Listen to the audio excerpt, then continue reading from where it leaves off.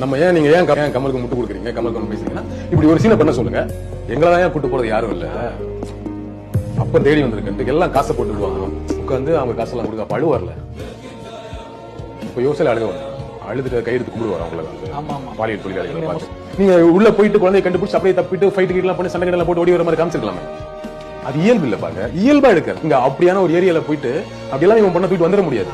அட்டி எல்லாம் பட்டு கமலை தவிர மகளை வந்து விபச்சார ரீதியில மகள் இருக்காங்க, அங்க போய் மீட்டு வந்து அந்த பாலியல் தொழிலாளிகள் கொடுக்கக்கூடிய காசை வந்து வாங்கி குழந்தைய மீட்டு வரும்போது அவங்களே கையெடுத்து கும்பிடுற ஒரு கேரக்டர், அந்த ஒரு சீன் இருக்குல்ல. முன்னாடி சொன்ன தெரியுமா, ஆத்தி நான் கொடுத்த பாலெல்லாம் ரத்தமா போகுதுன்னு சொன்ன மாதிரி அப்படியான ஒரு காட்சி. அதெல்லாம் நீங்க அப்படி ஒரு சீனை வந்து அதற்கு முன்னாடியும் தமிழ் இண்டஸ்ட்ரியில ஒருத்தன் யோசிக்க முடியாது.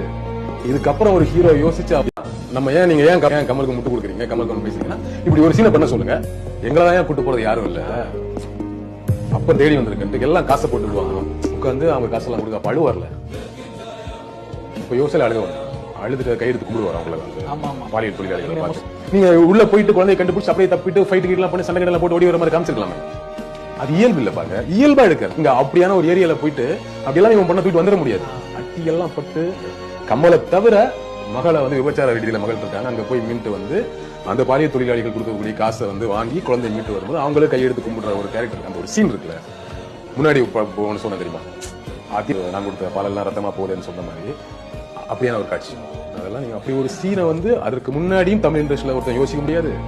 இதுக்கப்புறம் ஒரு ஹீரோ யோசிச்சு இதை ஒருத்தன் பண்ணிட்டானா அவன் வந்து கமலை மிஞ்சிட்டான், லைஃப் டைம் செட்டில்மெண்ட் சொல்லிக்கலாம்.